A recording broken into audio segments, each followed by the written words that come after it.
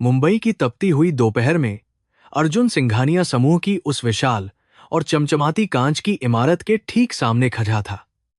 उसके बदन पर जो पुरानी और मटमैली सफेद कमीज थी, वह दाहिने कंधे के पास से बुरी तरह फटी हुई थी। आज सुबह शहर की बेहद भीड़भाड़ वाली बस में चढ़ने की जद्दोजहद के दौरान किसी तीखी लोहे की छड़ से उलझकर वह अचानक फट गई थी।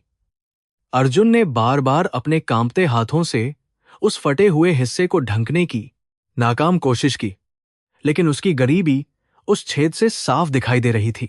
अर्जुन उत्तर प्रदेश के एक अत्यंत छोटे और पिछड़े गांव से अपनी आंखों में बड़े सपने लेकर इस माया नगरी मुंबई में आया था। उसके पीछे उसकी बूढ़ी और अंधी मां का चेहरा था, जो हर पल उसकी सफलता के लिए ईश्वर से प्रार्थना कर रही थी। गांव के साहूकार का कर्ज उतारना और अपनी मां की आंखों का इलाज कराना ही उसके जीवन का एकमात्र सबसे बड़ा उद्देश्य था। लेकिन आज इस फटी हुई कमीज ने उसके आत्मविश्वास को पूरी तरह से झकझोर कर रख दिया था। उसे लग रहा था कि शायद किस्मत ने आज फिर उसका साथ छोड़ दिया है। सिंघानिया समूह की वह भव्य इमारत किसी आधुनिक महल से कम नहीं लग रही थी। जहां चारों ओर केवल विलासिता और धन का प्रदर्शन था, वहां आने जाने वाले लोग महंगे सूट और कीमती घड़ियां पहने हुए थे, जो अर्जुन के अस्तित्व से कोसों दूर एक अलग दुनिया के निवासी लग रहे थे। अर्जुन ने अपनी फाइल को अपने सीने से मजबूती से चिपका रखा था, जिसमें उसकी वर्षों की कड़ी मेहनत और शानदार शैक्षणिक रिकॉर्ड बंद थे। उसे डर था कि कहीं लोग उसे केवल उसकी फटी हुई कमीज के आधार पर ही ना आंक लें और उसे बाहर निकाल दें। जैसे ही उसने मुख्य द्वार की ओर कदम बढ़ाया, वहां तैनात भारी भरकम सुरक्षा गार्डों ने उसे ऊपर से नीचे तक बड़ी हिकारत भरी नजरों से देखा। उसकी फटी हुई कमीज और धूल से सने जूतों ने तुरंत उनकी आंखों में एक अजीब सा गुस्सा और नफरत पैदा कर दी थी। एक गार्ड ने चिल्लाते हुए कहा कि ये एक तोंतोर गामा भिखारियों के बैठने की जगह नहीं है, और उसे तुरंत वहां से चले जाने का आदेश दिया। अर्जुन ने बेहद नम्रता से अपना परिचय पत्र दिखाने की कोशिश की और कहा कि वह नौकरी के साक्षात्कार के लिए आया है, लेकिन उसकी बात अनसुनी कर दी गई। अर्जुन के भीतर का स्वाभिमान इस अपमान से बुरी तरह आहत हो रहा था। फिर भी उसने हार नहीं मानी और वहीं किनारे खड़ा रहा। वह जानता था कि अगर वह आज बिना नौकरी के घर लौटा तो उसकी मां की दवाइयों का इंतजाम कैसे होगा और वे रात का खाना कैसे खाएंगे। सड़क पर चलने वाले राहगीर उसे एक अजनबी की तरह देख रहे थे, जैसे वह इस आधुनिक समाज का हिस्सा ही न हो। मुंबई जैसे बड़े शहर में किसी के पास भी एक गरीब और बेबस नौजवान की व्यथा सुनने या समझने के लिए बिल्कुल समय नहीं था। धूप और तेज होती जा रही थी और अर्जुन का गला प्यास से सूखने लगा था, लेकिन उसके पास पानी खरीदने के लिए 1 रुपया भी नहीं था। उसने अपनी जेब में रखे उन चंद सिक्कों को महसूस किया, जो शायद उसके वापस लौटने के बस किराए के लिए भी कम पड़ सकते थे। उसका मन बार बार उसे यह कह रहा था कि वह लौट जाए, लेकिन उसकी मां की धुंधली आंखों की उम्मीद उसे वहां टिके रहने की शक्ति दे रही थी। उसने मन ही मन भगवान कृष्ण को याद किया और न्याय तथा कर्म के सिद्धांत पर अपना अटूट भरोसा बनाए रखा। तभी अचानक एक आलीशान काली मर्सिडीज कार इमारत के भव्य प्रवेश द्वार पर आकर रुकी, जिससे वहां के वातावरण में एक अलग ही हलचल मच गई। सभी गार्ड और कर्मचारी तुरंत सावधान मुद्रा में खड़े हो गए और बड़े सम्मान के साथ कार का दरवाजा खोलने के लिए आगे बढ़े। अर्जुन उस दृश्य को दूर से देख रहा था और सोच रहा था कि इंसान की कीमत उसके गुणों से नहीं, बल्कि उसके कपड़ों और गाड़ी से तय होती है। उस कार से उतरने वाली शख्सियत की एक झलक पाने के लिए वहां मौजूद हर कोई बहुत ज्यादा उत्सुक दिखाई दे रहा था। कार का दरवाजा खुला और उसमें से अनन्या सिंघानिया बाहर निकली, जिसकी सादगी और शालीनता उसके चेहरे पर साफ तौर पर झलक रही थी। उसने रेशमी सफेद रंग का लिबास पहन रखा था और उसकी आंखों में एक गहरी चमक के साथ साथ करुणा का भाव भी स्पष्ट रूप से दिखाई दे रहा था। जैसे ही वह आगे बढ़ी, उसकी नजर अचानक भीड़ से अलग खड़े उस लड़के पर पड़ी, जिसकी कमीज फटी हुई थी और चेहरा पसीने से तरबतर था। अर्जुन ने शर्मिंदगी के मारे अपनी नजरें नीचे झुका लीं, क्योंकि वह अनन्या की उस तेज चमक को बर्दाश्त नहीं कर पा रहा था। गार्ड ने अर्जुन को वहां से हटाने के लिए उसे जोर से धक्का दिया, जिससे उसके हाथ से फाइल छूटकर जमीन पर गिर गई और सारे कागज बिखर गए। अर्जुन जल्दी जल्दी उन कागजों को समेटने लगा, जबकि गार्ड उसे गालियां देते हुए वहां से भाग जाने के लिए बार बार डरा और धमका रहा था। अनन्या ने यह सब देखा और उसके कदमों की आहट अचानक रुक गई, जिससे वहां मौजूद सभी लोग एकदम हैरान और शांत हो गए। उसने अपने गार्ड को चुप रहने का इशारा किया और धीरे धीरे उस धूल भरे फर्श की ओर बढ़ने लगी जहां अर्जुन झुका हुआ था। अर्जुन ने जब अपने पास एक जोड़ी महंगे जूतों को देखा तो उसका दिल जोर जोर से धड़कने लगा और उसे लगा कि अब उसे और अपमानित किया जाएगा। लेकिन उसके विपरीत अनन्या ने नीचे झुककर एक कागज उठाया जो अर्जुन की डिग्री का मुख्य प्रमाण पत्र था, जिस पर उसके शानदार अंकों का विवरण साफ लिखा था। उसने उस कागज को गौर से देखा और फिर अर्जुन के चेहरे की ओर देखा, जहां गरीबी की रेखाओं के पीछे एक असाधारण प्रतिभा और ईमानदारी साफ नजर आ रही थी। अनन्या की खामोशी उस समय वहां मौजूद शोर शराबे से कहीं ज्यादा शक्तिशाली और प्रभावशाली साबित हो रही थी। गार्ड का चेहरा डर के मारे पीला पड़ गया था, क्योंकि उसे समझ नहीं आ रहा था कि उसकी मालकिन एक साधारण से फटी कमीज वाले लड़के के सामने क्यों झुक रही हैं। अनन्या ने अर्जुन से उसका नाम पूछा और उसकी आवाज में एक ऐसी मिठास थी जिसे अर्जुन ने पहले कभी महसूस नहीं किया था। अर्जुन ने हकलाते हुए अपना नाम बताया और अपनी फटी हुई कमीज को छिपाने के लिए एक बार फिर बेकार की कोशिश की। अनन्या ने मुस्कुराते हुए कहा कि काबिलियत कभी कपड़ों की मोहताज नहीं होती और उसे अंदर आने का न्योता दिया, जिसे सुनकर गार्डों के होश उड़ गए। अर्जुन को अपनी कानों पर विश्वास नहीं हो रहा था कि क्या यह सचमुच वही दुनिया है जहां अभी कुछ देर पहले उसे अपमानित किया गया था। वह अनन्या के पीछे पीछे उस शानदार कार्यालय के भीतर चलने लगा, जहां की ठंडी हवा और खुशबू उसके पसीने से भीगे शरीर को एक अजीब सी राहत दे रही थी। वहां मौजूद कर्मचारी उसे इस तरह देख रहे थे जैसे वह कोई अजूबा हो, लेकिन अर्जुन का ध्यान केवल अनन्या के उन शब्दों पर था जिन्होंने उसके टूटे हुए हौसलों को फिर से जीवित कर दिया था। उसे लगा कि शायद भगवान ने उसकी प्रार्थना सुन ली है।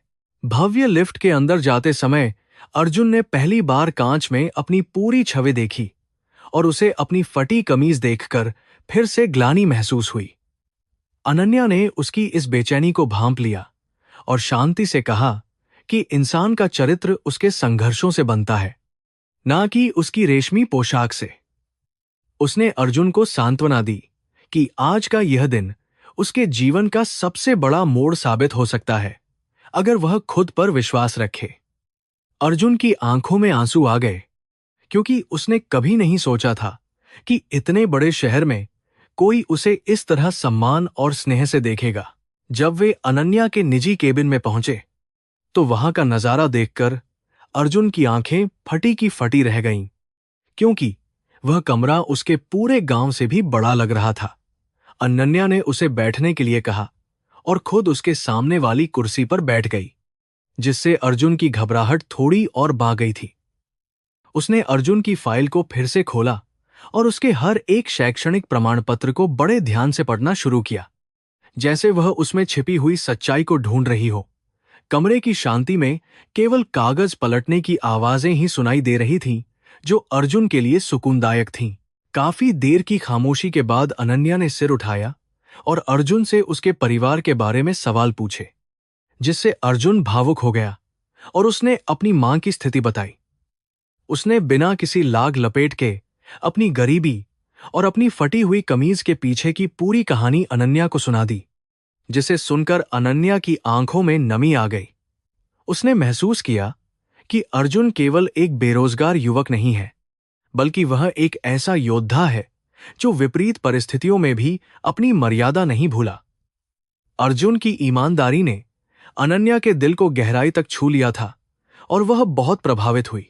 अनन्या ने अर्जुन से कहा कि उसकी कंपनी को ऐसे ही वफादार और मेहनती लोगों की जरूरत है, जो अपनी जड़ों से जुड़े हुए हों और जिनमें कुछ करने का जज्बा हो। उसने तुरंत अपने सचिव को बुलाया और अर्जुन के लिए एक नया नियुक्ति पत्र तैयार करने का कड़ा निर्देश दिया, जिसे सुनकर अर्जुन की खुशी का कोई ठिकाना नहीं रहा। लेकिन अनन्या ने उसे एक शर्त भी दी, जिसे सुनकर अर्जुन थोड़ा असमंजस में पड़ गया था, क्योंकि वह शर्त बहुत ही अजीब और अप्रत्याशित लग रही थी। अर्जुन ने बड़ी उत्सुकता से अनन्या की ओर देखा और उस रहस्यमयी शर्त को जानने का बेसब्री से इंतजार किया।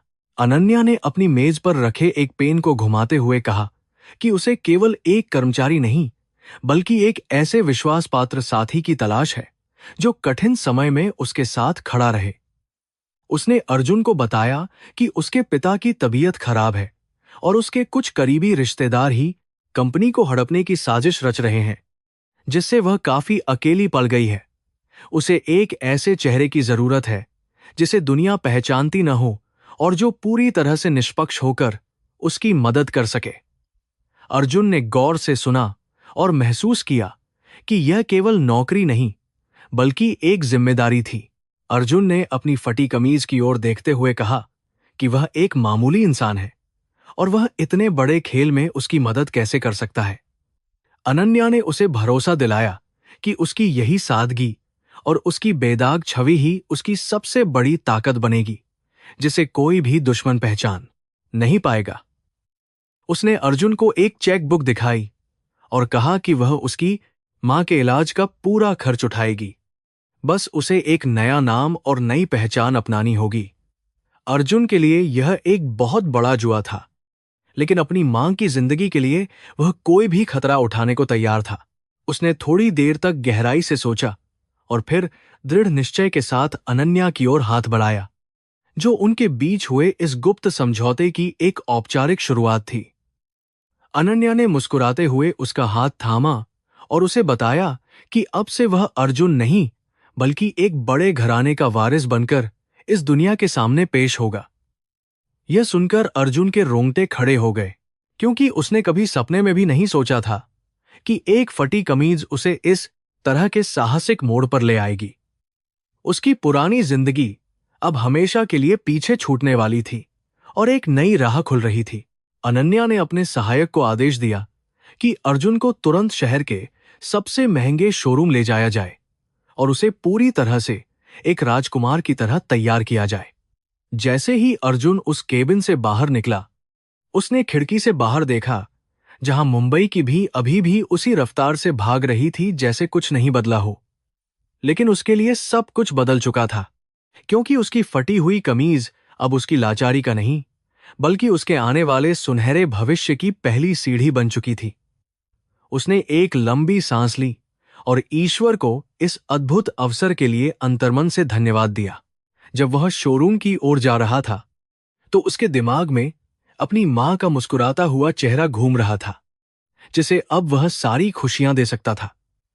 उसने संकल्प लिया कि वह अनन्या के भरोसे को कभी नहीं तोड़ेगा और चाहे जो भी हो जाए, वह अपनी ईमानदारी की चमक को कभी फीका नहीं पड़ने देगा।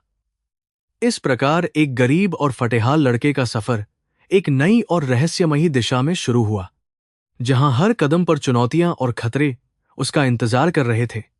भाग्य ने अपना पासा फेंक दिया था और अब अर्जुन को इस विशाल शतरंज की बिसात पर अपनी चाल चलनी थी। अर्जुन उस आलीशान मर्सिडीज कार की पिछली सीट पर अनन्या के बगल में बैठा था और उसे अपनी फटी हुई कमीज के कारण बहुत ज्यादा संकोच हो रहा था। कार की कीमती चमड़े की सीटों पर अपनी पुरानी और धूल भरी कमीज का स्पर्श उसे एक अपराध जैसा लग रहा था, जिसे वह चाहकर भी नजरअंदाज नहीं कर पा रहा था। अनन्या ने उसकी इस मानसिक बेचैनी को बिना कुछ कहे ही तुरंत समझ लिया और उसने बहुत शांति से कार की खिड़की का शीशा थोड़ा नीचे गिरा दिया। ठंडी हवा के झोंकों ने अर्जुन के चेहरे को छुआ और उसे थोड़ा सहज महसूस होने लगा था। वे शहर के सबसे प्रतिष्ठित और महंगे फैशन बुटीक के सामने रुके, जहां केवल समाज के सबसे रसूखदार और अमीर लोग ही खरीदारी करने के लिए आते थे। जैसे ही अर्जुन ने कार से बाहर कदम रखा, वहां के दरबान ने उसे एक बार फिर उसी पुरानी नफरत भरी नजर से देखा जिससे वह पहले भी मिल चुका था। लेकिन अनन्या ने तुरंत अर्जुन का हाथ थाम लिया और बहुत गर्व के साथ उसे बुटीक के अंदर ले गई, जिससे वहां मौजूद सभी कर्मचारी हैरान रह गए। अर्जुन को ऐसा लगा जैसे वह किसी दूसरी दुनिया में प्रवेश कर गया है, जहां सब कुछ बहुत ही चमकीला और महंगा था। बुटीक के भीतर की चकाचौंध ने अर्जुन की आंखों को पूरी तरह से चुंधिया दिया था, क्योंकि उसने अपने जीवन में कभी इतनी सुंदरता और वैभव एक साथ नहीं देखा था। अनन्या ने वहां के मुख्य डिजाइनर को बुलाया और उसे निर्देश दिया कि अर्जुन को एक राजकुमार की तरह तैयार किया जाए, जिसमें उसकी सादगी और शालीनता भी बनी रहे। डिजाइनर ने अर्जुन को एक निजी कमरे में ले जाकर उसके शरीर का नाप लेना शुरू किया, जबकि अर्जुन बुद्ध बनकर खड़ा रहा और सब कुछ चुपचाप देखता रहा। उसे अपनी फटी कमीज अब और भी ज्यादा बोझिल लग रही थी, जिसे वह उतारने के लिए बेताब था। जब अर्जुन ने पहली बार रेशमी कुर्ता और हाथ से कढ़ी हुई शेरवानी पहनी, तो उसे आईने में अपना ही चेहरा पहचानने में बहुत ज्यादा मुश्किल हो रही थी। उसकी फटी कमीज अब एक कोने में धूल की तरह पड़ी थी और उसकी जगह एक बेहद शाही लिबास ने ले ली थी, जो उसके व्यक्तित्व को पूरी तरह बदल रहा था। उसने आईने में खुद को देखा और उसे अपनी मां की याद आई, जो हमेशा कहती थी कि साफ दिल ही इंसान की सबसे बड़ी और सच्ची पहचान होती है। उसे लग रहा था कि वह एक नए किरदार में ढल रहा है, जो उसकी असलियत को पूरी तरह से छिपा लेगा। अनन्या ने जब अर्जुन को उस नए रूप में देखा, तो उसकी आंखों में एक अजीब सी संतुष्टि और प्रशंसा का भाव चमक उठा, जिसे अर्जुन ने तुरंत महसूस किया। उसने धीरे से कहा कि अब से दुनिया उसे राजवर्धन के नाम से जानेगी, जो एक बहुत बड़े और प्रतिष्ठित व्यापारिक घराने का वारिस और उसका होने वाला मंगेतर है। यह सुनते ही अर्जुन के पैरों तले से जमीन खिसक गई, क्योंकि उसने कभी नहीं सोचा था कि उसे इतना बड़ा झूठ पूरी दुनिया के सामने बोलना पड़ेगा। अनन्या ने उसके कंधे पर हाथ रखकर उसे हिम्मत दी और कहा कि यह सब केवल एक दिखावा और नाटक है। बाहर अचानक मौसम बदल गया था और काले बादलों ने आसमान को पूरी तरह से घेर लिया था, जिसके बाद मूसलाधार बारिश ने शहर की सड़कों को भिगोना शुरू कर दिया। अर्जुन ने उस आलीशान बुटीक की खिड़की से बाहर देखा और उसे लगा कि यह बारिश शायद उसके पुराने जीवन के दुखों और गरीबी के दागों को धोने के लिए ही आई है। अनन्या उसके पास आई और उसने बहुत धीमे स्वर में कहा कि प्रकृति भी इस नए बदलाव का स्वागत कर रही है और उसे अब पीछे मुड़कर नहीं देखना चाहिए। अर्जुन ने बस एक ठंडी आह भरी और अपनी मां की सुरक्षा के लिए इस कठिन रास्ते पर चलने का मन बना लिया। कार अब शहर की भी भां से निकलकर समंदर के किनारे बने एक विशाल और भव्य बंगले की ओर बह रही थी, जहां चारों ओर ऊंचे ऊंचे दरत और सुरक्षाकर्मी तैनात थे।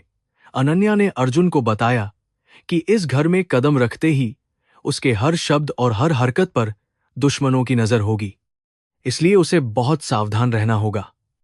उसने अर्जुन को एक फाइल दी जिसमें राजवर्धन के परिवार, उसकी शिक्षा और उसकी पसंद नापसंद की पूरी जानकारी विस्तार से लिखी हुई थी।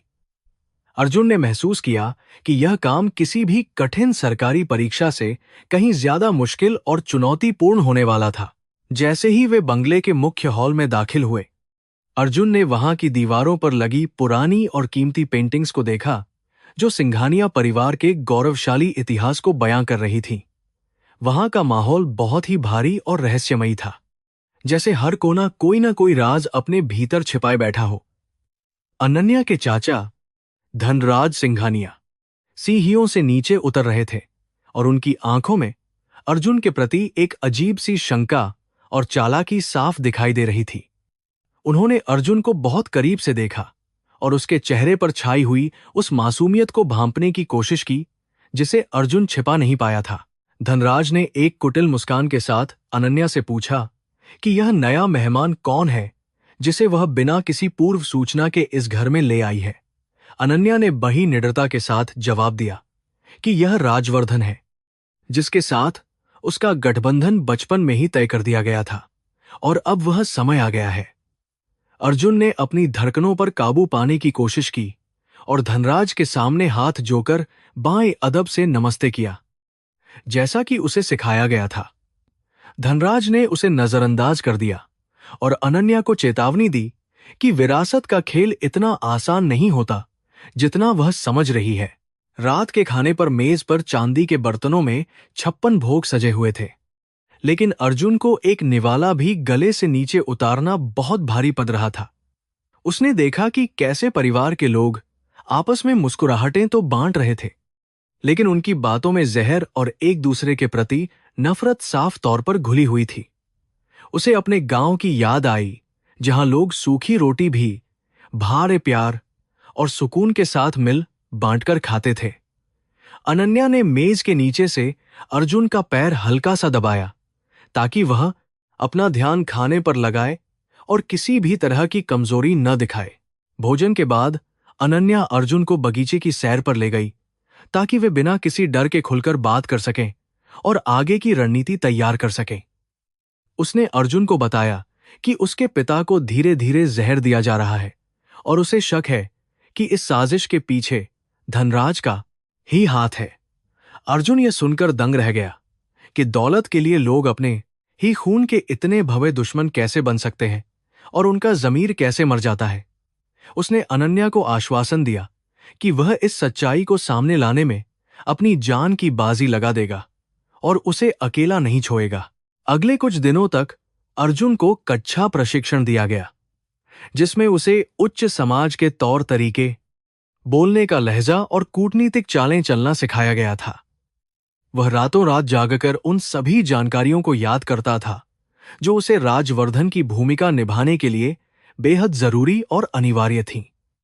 अनन्या अक्सर उसके पास बैठती थी और उसे अपनी मां के बारे में बताने के लिए कहती थी, जिससे उन दोनों के बीच एक अनकहा रिश्ता बनने लगा था।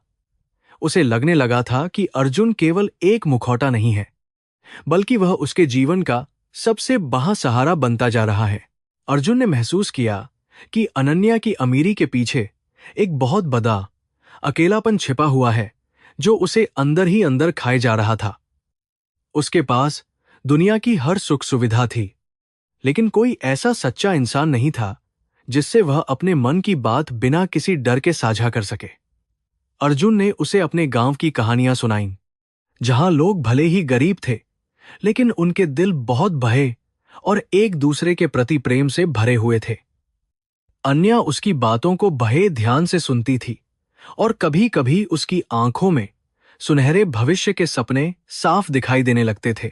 एक दोपहर जब अर्जुन पुस्तकालय में बैठा कुछ पढ़ रहा था, तभी धनराज का बेटा समीर वहां आया और उसने अर्जुन को नीचा दिखाने के लिए अपमानजनक बातें कहनी शुरू कर दी। उसने अर्जुन के हाथों की बनावट और उसके बात करने के ढंग का मजाक उड़ाया, जिससे अर्जुन को फिर से अपनी पुरानी पहचान की याद आने लगी थी। लेकिन अर्जुन ने बहुत ही शांत भाव से जवाब दिया कि संस्कार केवल महलों में नहीं, बल्कि झोपड़ियों में भी पलते हैं और असली अमीरी दिल की होती है। समीर उसके इस आत्मविश्वास को देखकर चकित रह गया और बिना कुछ कहे गुस्से में पैर पटकता हुआ वहां से चला गया। अनन्या ने अर्जुन को एक कीमती कलाई घजी उपहार में दी और कहा कि समय अब उनके पक्ष में मुड़ने लगा है और उन्हें अब और सतर्क रहना होगा। उसने अर्जुन को बताया कि जल्द ही एक बहुत बड़ी व्यावसायिक सभा होने वाली है, जहां उसे दुनिया के सामने राजवर्धन के रूप में औपचारिक रूप से पेश किया जाएगा। यह खबर सुनकर अर्जुन के माथे पर पसीने की बूंदें चमकने लगीं, क्योंकि वह जानता था कि एक छोटी सी गलती भी सब कुछ तबाह कर सकती है। उसने भगवान शिव का नाम लिया और अपनी मां की तस्वीर को अपने सीने से लगा लिया, जो उसके पास हमेशा रहती थी। उस रात अर्जुन को नींद नहीं आई और वह बालकनी में खड़ा होकर चांद की चांदनी को समंदर की लहरों पर नाचते हुए बही खामोशी से देख रहा था। उसे अपनी फटी हुई कमीज की याद आई, जो अब भी उसके संदूक के सबसे निचले हिस्से में दबी हुई थी, जैसे उसका बीता हुआ कल हो। उसे लगा कि वह एक बहुत बड़े भंवर में फंस गया है, जहां से वापसी का कोई रास्ता नहीं है और केवल सच्चाई ही उसे बचा सकती है। उसने महसूस किया कि उसका कर्म अब उसे एक ऐसे युद्ध की ओर ले जा रहा है जहां जीत केवल सत्य की ही होनी चाहिए। सुबह की पहली किरण के साथ ही बंगले में हलचल शुरू हो गई, क्योंकि आज वह 12 दिन था जब अर्जुन को अपनी सबसे कठिन परीक्षा से गुजरना था।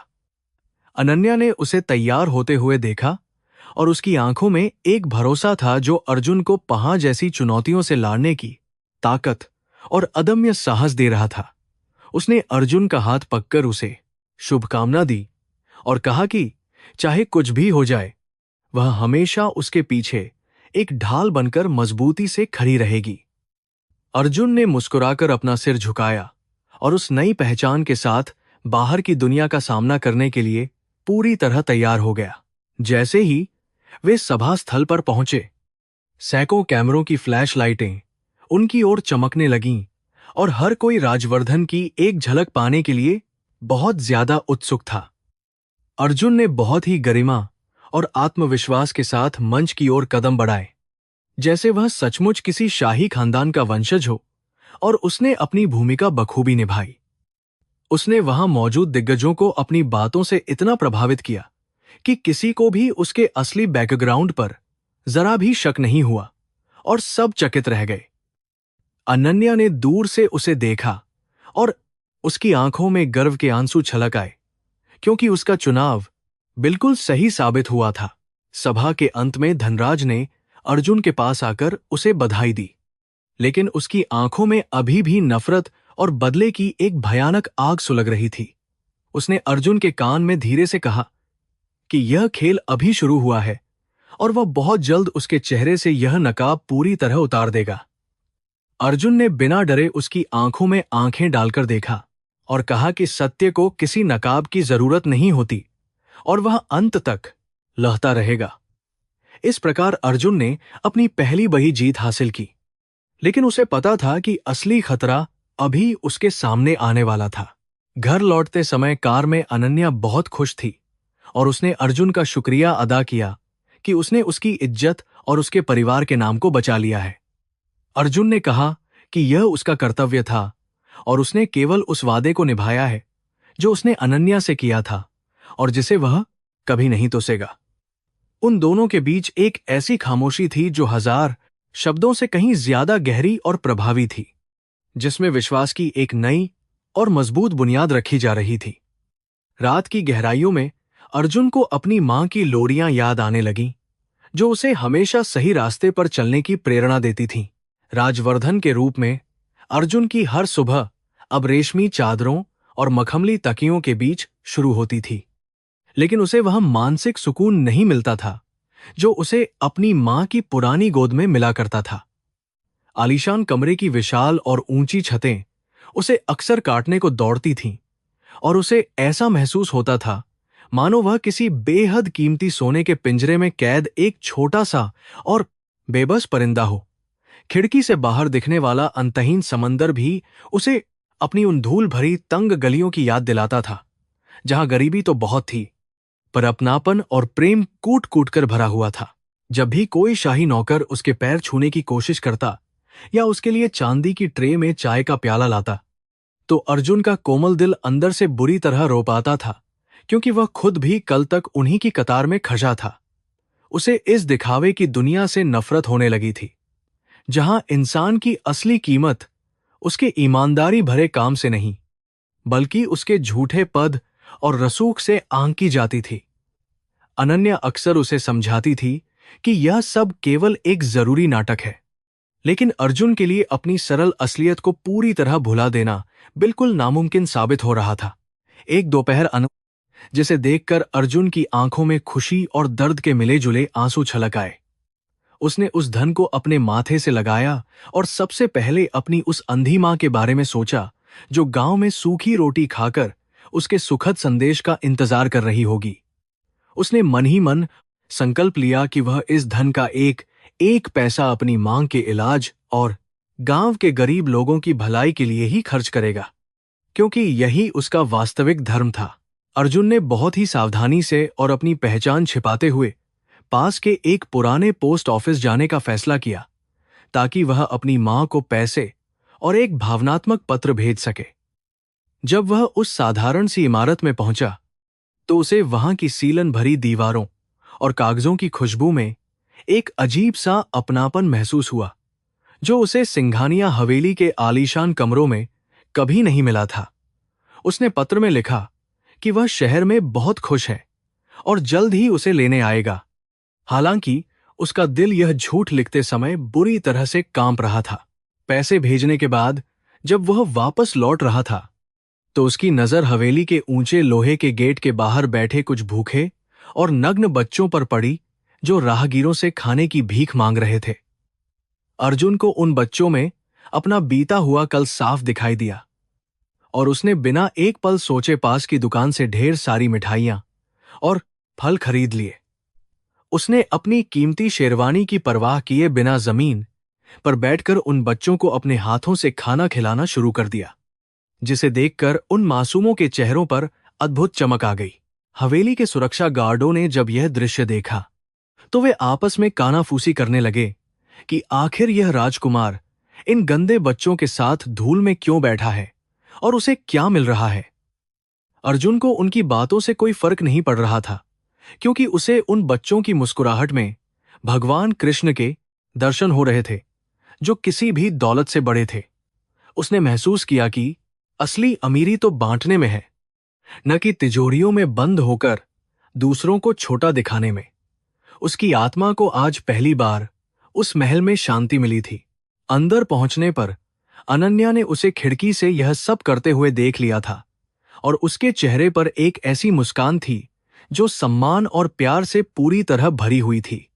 उसने महसूस किया कि अर्जुन ने भले ही महंगे कपड़े पहन लिए हों, लेकिन उसका दिल अभी भी उसी मिट्टी का बना है जो बारिश की पहली बूंद पतते ही महकने लगती है। अनन्या ने अर्जुन से कहा कि उसकी यही करुणा उसे इस स्वार्थी समाज के अन्य अमीर लोगों से बिल्कुल अलग और श्रेष्ठ बनाती है। अर्जुन ने बस विनम्रता से अपना सिर झुका लिया और कुछ नहीं कहा।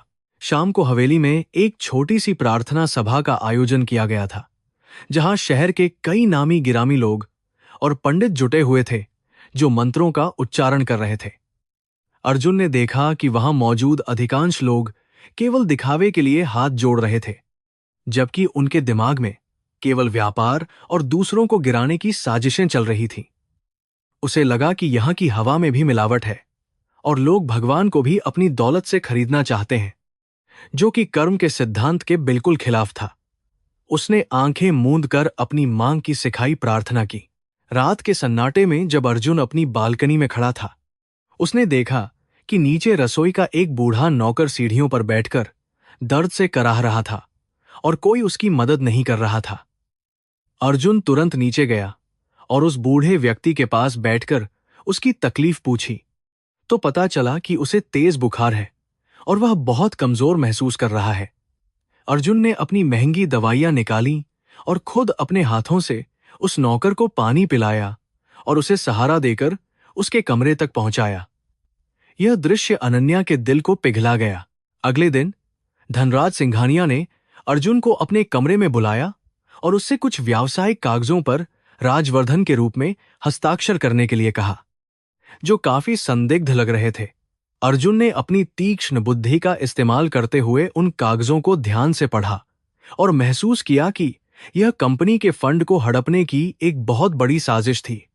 उसने बहुत ही चतुराई से हस्ताक्षर करने से मना कर दिया और कहा कि वह पहले इन फाइलों का बारीकी से अध्ययन करना चाहेगा।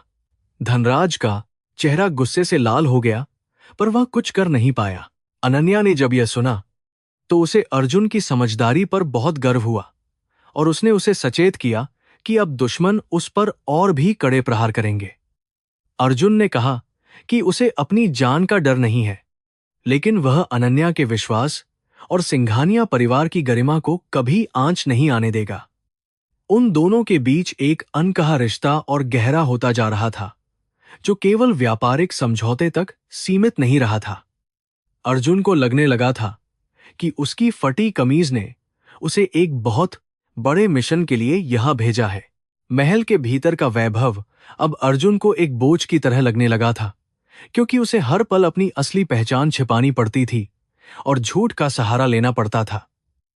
वह अक्सर रात को अपनी वही फटी हुई पुरानी कमीज निकालकर देखता था और उसे सीने से लगाकर रोता था, ताकि वह अपनी जड़ों को कभी न भूले। उसे डर था कि कहीं यह रेशमी लिबास उसके भीतर के उस सच्चे और ईमानदार अर्जुन को हमेशा के लिए मार न दे। वह हर सुबह उठकर दर्पण में अपनी आंखों में सच्चाई तलाशने की कोशिश करता था।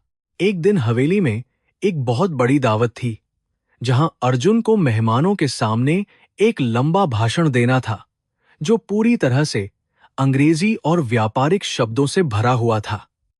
अर्जुन ने मंच पर खड़े होकर देखा कि कैसे लोग उसे एक वस्तु की तरह परख रहे हैं और उसकी हर गलती को पकड़ने के लिए पूरी तरह तैयार बैठे हैं।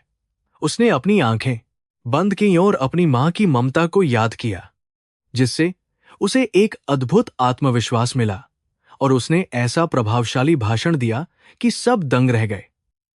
अनन्या की आंखों में गर्व साफ दिख रहा था। दावत के बाद एक अमीर व्यापारी की बेटी ने अर्जुन के करीब आकर उससे दोस्ती करने की कोशिश की और अपनी धन संपत्ति का बहुत ज्यादा घमंड दिखाया, जिसे देखकर अर्जुन को घृणा हुई। उसने उसे बहुत ही शालीनता से जवाब दिया कि इंसान की पहचान उसके बैंक बैलेंस से नहीं, बल्कि उसके अच्छे आचरण और दूसरों के प्रति उसके व्यवहार से होती है। वह लड़की अपमानित महसूस कर वहां से चली गई, लेकिन वहां मौजूद अन्य लोगों ने अर्जुन के इस विचार की मन ही मन बहुत सराहना की। अनन्या ने उसे मुस्कुराकर अंगूठा दिखाया। जैसे जैसे दिन बीत रहे थे, अर्जुन को समझ आ रहा था कि इस महल की दीवारों के पीछे बहुत से काले रहस्य और दुख छिपे हुए हैं, जो बाहर से नहीं दिखते। उसने देखा कि कैसे नौकरों के साथ जानवरों जैसा व्यवहार किया जाता है और कैसे पैसे के लिए भाई ही भाई का गला काटने को तैयार बैठा है। उसने चुपके चुपके उन नौकरों की मदद करना शुरू कर दिया और उनके बच्चों की पढ़ाई के लिए अनन्या से बात की। अनन्या ने उसकी इस नेक पहल का पूरा समर्थन किया और स्कूल खुलवाने का वादा किया। एक रात अर्जुन को नींद नहीं आ रही थी, तो वह पुस्तकालय में चला गया, जहां उसने प्राचीन भारतीय ग्रंथों और कर्म के सिद्धांतों वाली कई पुरानी किताबें बही चाव से पढ़ीं। उसने महसूस किया कि उसका यहां आना महज एक संयोग नहीं है, बल्कि ईश्वर ने उसे इस घर की दूषित मानसिकता को बदलने के लिए एक जरिया बनाया है। उसे लगा कि अगर वह राजवर्धन बनकर कुछ लोगों का भला कर सकता है, तो यह झूठ भी किसी महान पुण्य से कम नहीं होगा। उसके मन का द्वंद्व अब धीरे धीरे शांत होने लगा था। अनन्या के पिता विक्रम सिंघानिया की हालत में अब धीरे धीरे सुधार होने लगा था और उन्होंने एक दिन अर्जुन को अपने पास बुलाकर उससे एकांत में बात करने की इच्छा जाहिर की। अर्जुन बहुत घबराया हुआ था, क्योंकि उसे लगा कि शायद वे उसकी असलियत पहचान लेंगे और उसे तुरंत घर से बाहर निकाल देंगे। लेकिन विक्रम ने उसका हाथ पकड़ा और कहा कि उन्हें अर्जुन की आंखों में वही सच्चाई दिखती है जो उन्होंने बरसों पहले अपने एक बहुत ही पुराने और वफादार दोस्त की आंखों में देखी थी। विक्रम ने अर्जुन से कहा कि अनन्या ने उसे सब कुछ बता दिया है और वह जानते हैं कि वह राजवर्धन नहीं, बल्कि एक बहुत ही गरीब घर का ईमानदार लड़का है। अर्जुन के पैरों तले से जमीन खिसक गई और वह माफी मांगने लगा, लेकिन विक्रम ने उसे रोक दिया और उसकी ईमानदारी की बहुत प्रशंसा की। उन्होंने कहा कि उन्हें एक अमीर दामाद की नहीं, बल्कि एक ऐसे इंसान की जरूरत है जो उनकी बेटी और उनके व्यापार को नैतिकता के साथ संभाल सके। अर्जुन की आंखों में खुशी के आंसू बहने लगे, खुशी के आंसू बहने लगे। हालांकि यह सुखद पल बहुत कम समय के लिए था, क्योंकि समीर ने दरवाजे के पीछे से उनकी सारी बातें सुन ली थीं और उसके पास अब अर्जुन को बर्बाद करने का सबूत था। समीर के चेहरे पर एक शैतानी मुस्कान थी, क्योंकि उसे पता था कि वह इस जानकारी का इस्तेमाल करके अनन्या और अर्जुन दोनों को समाज के सामने बदनाम कर सकता है। उसने तुरंत अपने पिता धनराज को इस सच्चाई के बारे में बताया और उन्होंने मिलकर एक बहुत ही खतरनाक और खौफनाक योजना बनानी शुरू कर दी। अगली सुबह का सूरज अर्जुन के लिए एक नई चुनौती लेकर आया था, क्योंकि घर का माहौल अचानक बहुत ज्यादा तनावपूर्ण और रहस्यमयी हो गया था, जैसा उसने पहले कभी नहीं देखा था। अर्जुन को आभास हो गया था कि कुछ बहुत बुरा होने वाला है, लेकिन उसने हिम्मत नहीं हारी और अपनी मां का आशीर्वाद लेकर फिर से काम पर लग गया। उसे पता था कि कर्म का फल अवश्य मिलता है और अगर उसका इरादा नेक है तो भगवान उसकी रक्षा जरूर करेंगे। उसने अनन्या को भी सतर्क रहने के लिए एक छोटा इशारा किया। अध्याय के अंत में अर्जुन ने हवेली के पिछले हिस्से में खई अपनी उस पुरानी साइकिल को देखा जिसे उसने एक कोने में छिपा दिया था, और उसे अपनी गरीबी पर गर्व महसूस हुआ। उसने महसूस किया कि यह महल केवल ईंटों का ढांचा है, जबकि उसका असली घर उसकी मां का वह छोटा सा कच्चा मकान है जहां केवल प्रेम का वास है। उसने मन ही मन प्रतिज्ञा की कि वह इस सोने की लंका में रहकर भी अपनी सादगी के उस कीचड़ में खिले हुए कमल को कभी मुरझाने नहीं देगा। समीर के चेहरे पर एक ऐसी कुटिल मुस्कान नाच रही थी जो किसी जहरीले सांप के फन की तरह खतरनाक और डरावनी महसूस हो रही थी। उसे अब अर्जुन की असली पहचान का पूरा पता चल चुका था और वह इस सच्चाई को एक बहुत बड़े हथियार की तरह इस्तेमाल करने के लिए बिल्कुल बेताब था। उसने अपने वफादार जासूस को चुपके से अर्जुन के उस छोटे से गांव में भेजने का गुप्त फैसला किया, जहां उसकी बूढ़ी मां अंधेरे में उसकी राह देख रही थी। समीर जानता था कि अगर वह अर्जुन के अतीत को सबके सामने ले आया तो अनन्या का पूरा साम्राज्य मिट्टी में मिल जाएगा। उधर दूसरी तरफ अर्जुन अपनी नई और भव्य जिंदगी के वैभव में खोया हुआ था, लेकिन उसका अंतर्मन उसे बार बार चेतावनी दे रहा था कि यह सब एक अस्थायी सपना है। वह अक्सर देर रात तक जागकर उन कागजों को पढ़ता था जो उसकी नई पहचान को और भी ज्यादा पुख्ता और विश्वसनीय बनाने के लिए बहुत जरूरी थे। अनन्या उसके पास आई और उसने बहुत ही कोमल स्वर में पूछा कि क्या वह इस बनावटी दुनिया के दबाव को सह पा रहा है या हार रहा है। अर्जुन ने उसकी आंखों में देखा और उसे अपनी सारी थकान एक पल में गायब होती महसूस हुई। अनन्या और अर्जुन के बीच अब एक ऐसा गहरा और अनकहा भावनात्मक जुड़ाव बन चुका था जो केवल किसी व्यापारिक सौदे या समझौते की सीमाओं तक सीमित नहीं रहा था। वे घंटों तक बैठकर जीवन के दर्शन और अर्जुन कर कर्म के अटूट सिद्धांतों और समाज की उन कड़वी हकीकतों पर चर्चा करते थे जिनसे अक्सर अमीर लोग अनजान रहते हैं। अर्जुन ने उसे बताया कि कैसे एक फटी हुई कमीज इंसान के स्वाभिमान को पूरी तरह से नहीं तोड़ सकती अगर उसके इरादे नेक और फौलादी हों। अनन्या उसकी बातों से इतनी ज्यादा प्रभावित हुई कि उसे अर्जुन में एक ईश्वरीय मार्गदर्शक दिखाई देने लगा था। समीर का जासूस उस धूल भरे गांव में पहुंच चुका था जहां अर्जुन का बचपन गरीबी और अभावों के बीच बहुत ही कठिनाई से बीता था। उसने गांव के लोगों से पूछताछ शुरू की और जल्द ही उसे उस झोपड़ी का पता चल गया जहां अर्जुन की मां अपनी धुंधली आंखों से ईश्वर की प्रार्थना कर रही थी।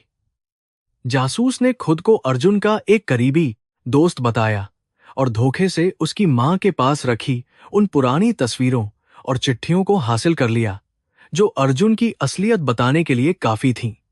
उसे अब अपनी सफलता पर पूरा यकीन हो चुका था।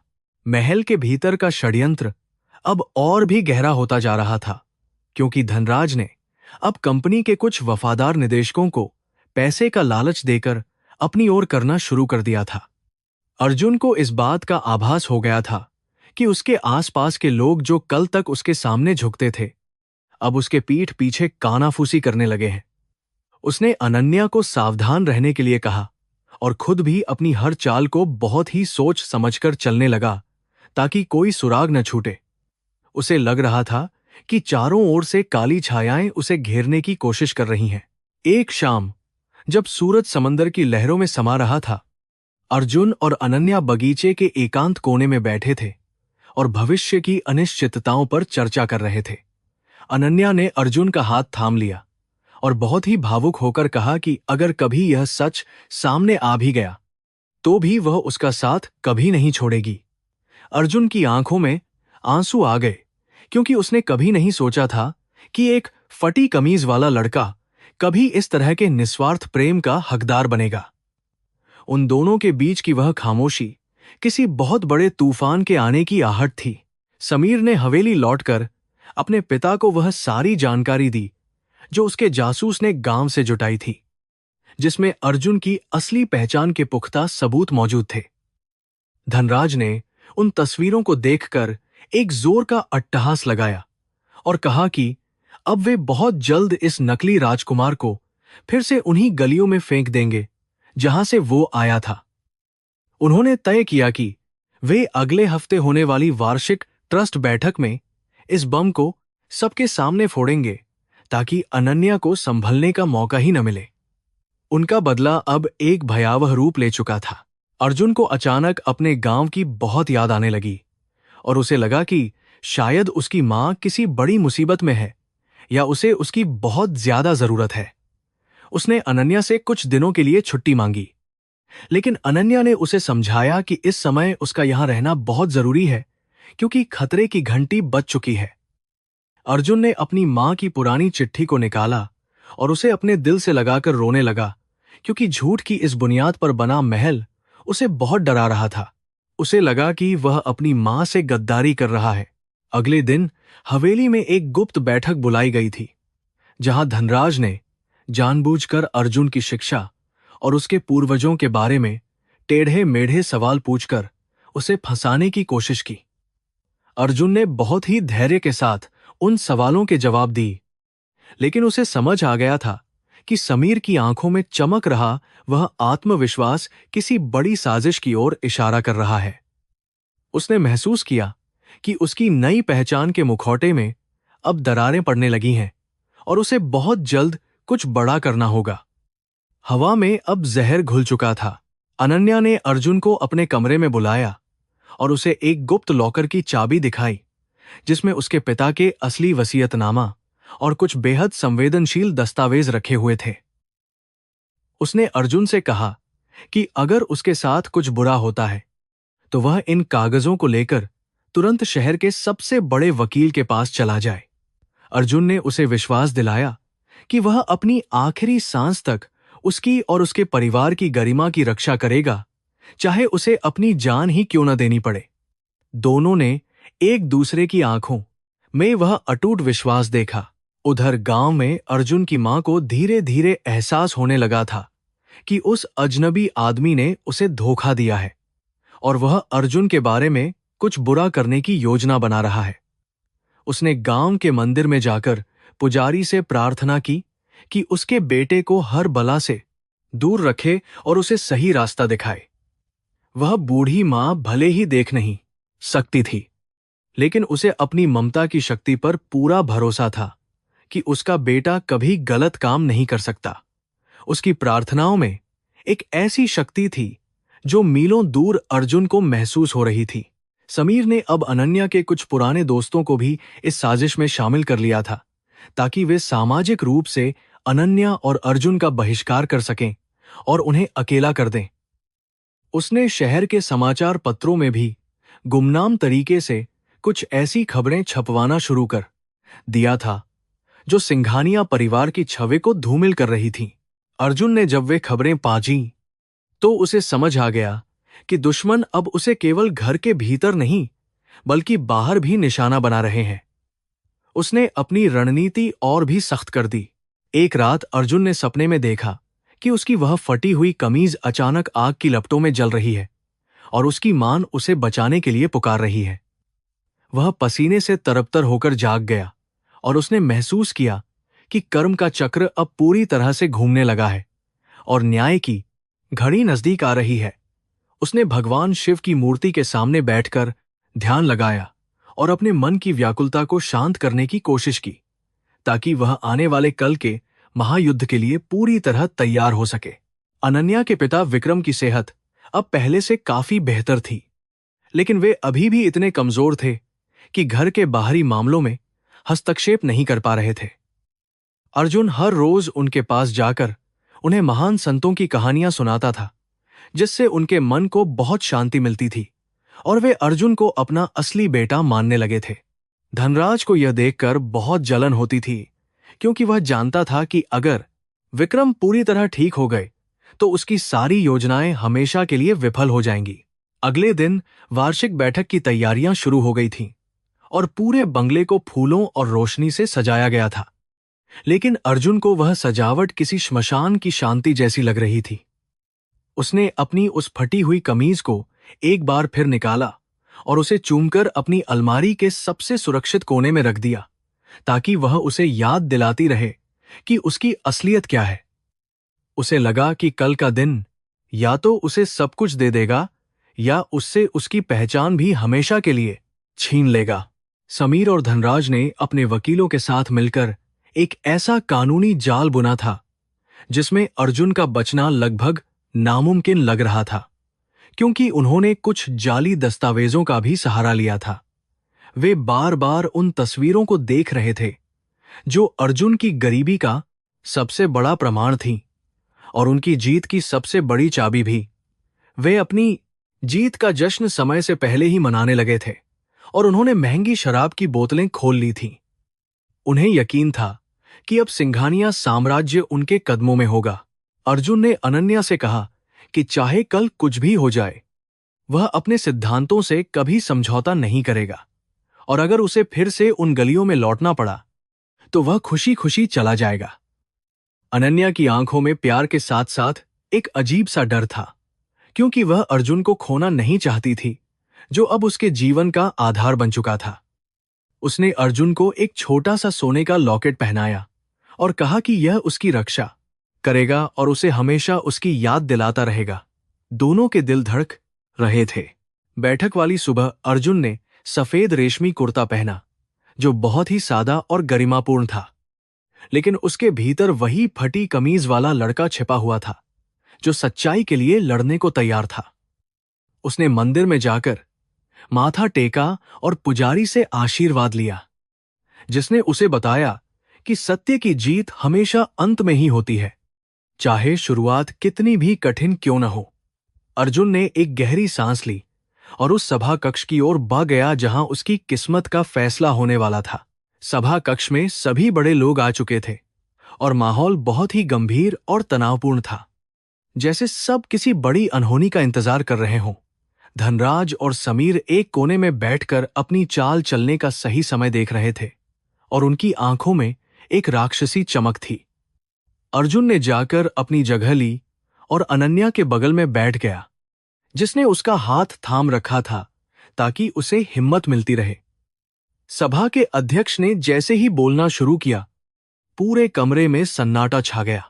तभी समीर अपनी जगह से उठा और उसने चिल्लाते हुए कहा कि उसे सभा के सामने एक बहुत बड़ी और कड़वी सच्चाई पेश करनी है, जो इस पूरे परिवार को हिलाकर रख देगी। उसने अर्जुन की ओर उंगली उठाकर उसे एक धोखेबाज और भिखारी कहा, जिसने झूठ बोलकर इस घर में जगह बनाई है। सभा में मौजूद सभी लोग दंग रह गए और सबकी नजरें अर्जुन पर टिक गईं, जो बहुत ही शांत भाव से बैठा हुआ था। अनन्या का चेहरा पीला पड़ गया था, लेकिन उसने अर्जुन का हाथ नहीं छोड़ा। अर्जुन ने महसूस किया कि उसके जीवन का सबसे बड़ा मोड़ अब उसके सामने है और उसे अब पीछे मुड़ने का कोई रास्ता नहीं मिलेगा। उसने भगवान कृष्ण का नाम लिया और मन ही मन अपनी मांग को याद किया, ताकि उसे इस संकट की घड़ी में सत्य का मार्ग दिखाई दे। समीर ने एक एक करके वे तस्वीरें और सबूत मेज पर पटकना शुरू कर दिया, जो अर्जुन की गरीबी और उसके गांव की असलियत को बयां कर रहे थे। अब पूरा कमरा शोर और आरोपों से पूरी तरह से गूंजने लगा था। सभा कक्ष में सन्नाटा अचानक चीख पुकार और कानाफूसी में बदल गया। समीर की आवाज पूरे कमरे में गूंज रही थी और वह अर्जुन की गरीबी का मजाक उड़ा रहा था। उसने चिल्लाकर कहा कि यह लचका, जिसे हम राजवर्धन समझ रहे थे, दरअसल एक फट्टी कमीज वाला मामूली भिखारी है। अर्जुन के चेहरे पर कोई शिकन नहीं थी, लेकिन उसके भीतर एक ज्वालामुखी फट रहा था। उसे लगा कि उसकी सालों की तपस्या और ईमानदारी आज इस भी के सामने नग्न खड़ी है। अनन्या की आंखों में गहरा दर्द था, फिर भी वह अर्जुन के साथ अडिग खड़ी रही। मेज पर बिखरी हुई वे तस्वीरें अर्जुन के अतीत की गवाही दे रही थीं। उनमें उसकी टूटी हुई झोपड़ी, उसकी अंधी मां और वह धूल भरी गलियां साफ दिख रही थीं। वहां मौजूद अमीरों ने अर्जुन को ऐसे देखा जैसे वह कोई अछूत हो जिसने उनकी पवित्र सभा को अपवित्र कर दिया हो। अर्जुन ने महसूस किया कि उसकी फटी हुई कमीज की वह याद आज फिर उसे सता रही है। उसे अपनी मां की सीख याद आई कि सत्य कभी झुकता नहीं है। उसने गहरी सांस ली और इस अपमान को पीने का फैसला किया ताकि अनन्या का मान बना रहे। धनराज सिंघानिया ने मौका देखकर अर्जुन की ओर नफरत भरी नजर डाली और अध्यक्ष से उसे तुरंत बाहर निकालने की मांग की। उसने आरोप लगाया कि अनन्या ने इस लाचके के साथ मिलकर पूरे खानदान के साथ गद्दारी की है। सभा में मौजूद निदेशकों के बीच अविश्वास की लहर दौड़ गई जो कंपनी के भविष्य के लिए बहुत खतरनाक थी। अर्जुन ने देखा कि अनन्या का आत्मविश्वास डगमगा रहा है और वह पूरी तरह से अकेली पड़ गई है। उसने तय किया कि वह चुप नहीं रहेगा और अपनी सच्चाई को अपनी सबसे बड़ी ताकत बनाकर आज सबके सामने मजबूती से पेश करेगा। हंगामा बनने पर सभा को कुछ समय के लिए स्थगित कर दिया गया और अर्जुन को एक अलग कमरे में बुलाया गया। वहां धनराज और समीर पहले से ही उसका इंतजार कर रहे थे।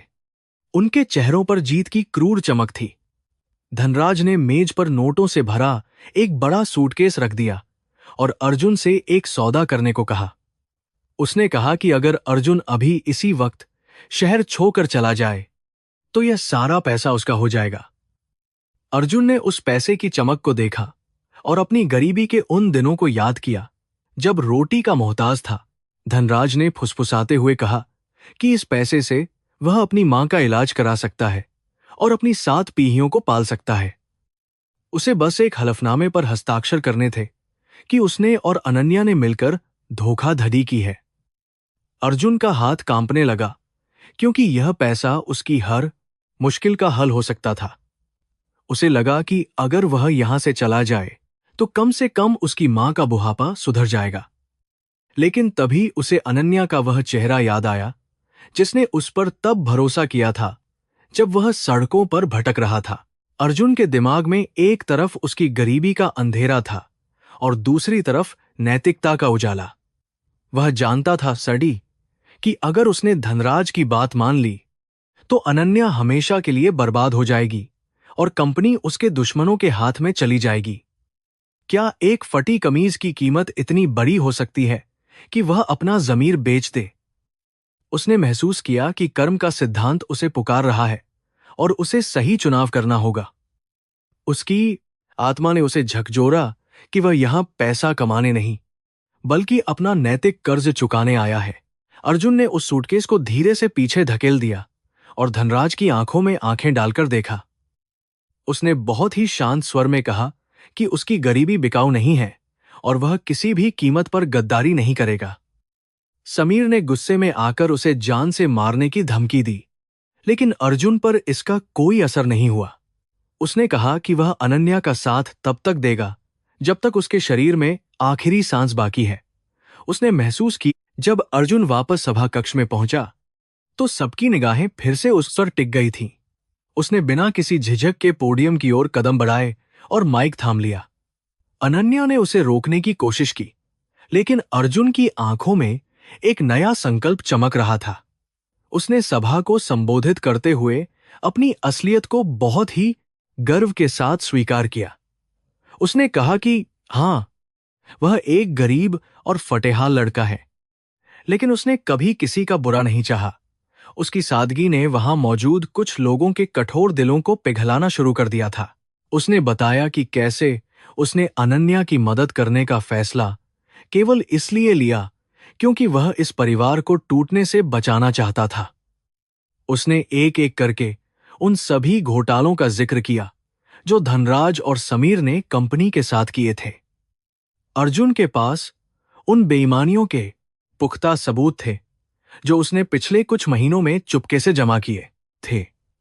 उसने सभा को दिखाया कि असली गद्दार वह नहीं बल्कि वे लोग हैं जो ऊंचे ओहदों पर बैठे हैं। पूरे कमरे में एक बार फिर से सन्नाटा छा गया और पासा पूरी तरह से पलट गया। अनन्या अब अर्जुन के बगल में आकर खड़ी हो गई और उसने बड़े गर्व से कहा कि उसे अर्जुन की गरीबी पर कोई शर्म नहीं है। उसने बताया कि अर्जुन ने बिना किसी लालच के कंपनी को करोड़ों के घाटे से बचाया है। उसने सभा को चुनौती दी कि वे एक ऐसे इंसान को चुने जो दिल से सच्चा है, न कि उसे जिसके पास केवल पैसा है। निदेशकों ने महसूस किया कि अर्जुन जैसा वफादार इंसान उन्हें दोबारा नहीं मिलेगा। हवा का रुख अब धीरे धीरे बदलने लगा था और धनराज का चेहरा डर के मारे पूरी तरह से पीला पड़ गया था। अर्जुन ने कहा कि वह आज ही इस पद से इस्तीफा दे रहा है क्योंकि उसे अब किसी मुखौटे की जरूरत नहीं है। वह अपनी फटी कमीज में भी उतना ही खुश था जितना इन महलों के रेशमी लिबास में था। उसने सभा से अपील की कि वे अनन्या का साथ दें और कंपनी को भ्रष्टाचार की भेंट चचने से बचाएं। उसकी इस निस्वार्थ भावना ने वहां मौजूद बुजुर्ग निदेशकों की आंखों में आंसू ला दिए। उन्होंने अर्जुन की नैतिकता और उसके अद्भुत साहस को खड़े होकर सलाम किया। यह अर्जुन के जीवन की सबसे बड़ी और गौरवशाली नैतिक जीत थी। धनराज ने अपनी आखिरी चाल चलते हुए पुलिस को बुलाने की धमकी दी, लेकिन तभी विक्रम सिंघानिया व्हीलचेयर पर वहां पहुंच गए। उनके चेहरे पर एक ऐसी शक्ति थी जिसने धनराज के होश उड़ा दिए और उसे चुप करा दिया। विक्रम ने बताया कि उन्हें अर्जुन की सच्चाई पहले से पता थी और उन्होंने ही उसे यह सब करने की अनुमति दी थी। उन्होंने अर्जुन को गले लगाया और उसे अपना असली वारिस घोषित कर दिया। समीर और धनराज को वहां से धक्के देकर बाहर निकाल दिया गया। न्याय की इस जीत ने पूरे वातावरण को भावुक कर दिया। सभा समाप्त होने के बाद अर्जुन बगीचे में अकेला बैठा हुआ था और अपनी पुरानी फटी कमीज को देख रहा था। उसे लगा कि आज उसने अपनी खोई हुई पहचान फिर से पाली है और अब उसे किसी से डरने की जरूरत नहीं है। अनन्या उसके पास आई और उसके कंधों पर हाथ रखकर अपनी कृतज्ञता व्यक्त की। उसने कहा कि अर्जुन ने उसे सिखाया है कि असली दौलत केवल बैंक में नहीं बल्कि चरित्र में होती है। दोनों ने मिलकर तय किया कि वे अब मिलकर गरीबों की भलाई के लिए काम करेंगे और इस साम्राज्य को नई ऊंचाइयों पर ले जाएंगे। अर्जुन को अपनी मां की याद आई और उसे लगा कि अब उसे तुरंत अपने गांव जाकर उसे यह खुशखबरी सुनानी चाहिए। उसे वह फटी कमीज अब एक पदक की तरह लग रही थी जिसने उसे जीवन के सबसे कठिन सबक सिखाए थे। उसने महसूस किया कि भगवान की योजना हमेशा इंसानों की योजना से बहुत बड़ी और बेहतर होती है। उसने संकल्प लिया कि वह कभी भी अपनी सादगी को नहीं छोड़ेगा, चाहे वह कितनी भी ऊंचाइयों पर पहुंच जाए। उसकी आत्मा आज पूरी तरह से शुद्ध और शांत महसूस कर रही थी, जैसे गंगा का पावन जल हो। अनन्या और अर्जुन के बीच अब कोई पर्दा नहीं था और उनका रिश्ता सत्य की ठोस बुनियाद पर खजा हो चुका था। अनन्या ने वादा किया कि वह अर्जुन की मां का इलाज शहर के सबसे बेहतरीन अस्पताल में कराएगी और उसे ससम्मान यहां लाएगी। अर्जुन ने उसे धन्यवाद दिया, लेकिन कहा कि वह अपनी जजों को कभी नहीं छोड़ सकता। उसने तय किया कि वह कंपनी का कामकाज संभालते हुए भी अपने गांव का विकास करेगा। उन दोनों की आंखों में एक सुनहरे और ईमानदार भविष्य की चमक साफ दिखाई दे रही थी, जो सुखद थी। जैसे जैसे शाम ढली, अर्जुन ने महसूस किया कि उसकी परीक्षा अभी खत्म नहीं हुई है, बल्कि यह तो बस एक नई शुरुआत है। उसे पता था कि धनराज और समीर इतनी आसानी से हार नहीं मानेंगे और वे फिर से वार करेंगे, लेकिन अब उसके पास अनन्या का साथ और सच्चाई की ढाल थी जिससे वह किसी भी मुसीबत से लाद सकता था। उसने समंदर की लहरों को देखा जो किनारे से टकराकर वापस जा रही थी, ठीक वैसे ही जैसे दुख जीवन में आते जाते रहते हैं। अर्जुन का दिल आज एक अजब सा सुकून महसूस कर रहा था। अगले कुछ दिनों के लिए अर्जुन ने कंपनी के ढांचे को पूरी तरह से बदलने की योजना बनाई ताकि कोई भी दोबारा भ्रष्टाचार न कर सके। उसने उन कर्मचारियों को पदोन्नत किया जो बरसों से वफादारी के साथ काम कर रहे थे, लेकिन उन्हें नजरअंदाज किया गया था।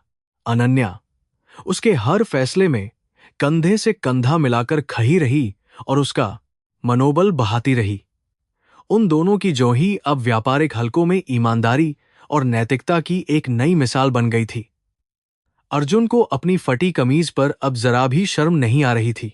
अर्जुन ने अपनी मां के लिए एक सुंदर रेशमी साई खरीदी और उसे अपने पास रखा ताकि वह उसे जाकर दे सके। वह जानता था कि उसकी मां को रंग नहीं दिखेंगे, लेकिन वह उस कफे के स्पर्श से अपने बेटे की सफलता को महसूस कर लेगी। उसने अपनी फटी कमीज को एक मखमली डिब्बे में सुरक्षित रख दिया ताकि वह उसे हमेशा अपनी औकात याद दिलाती रहे।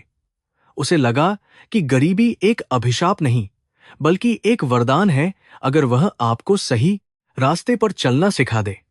उसका मन अब बहुत ही हल्का और पवित्र था।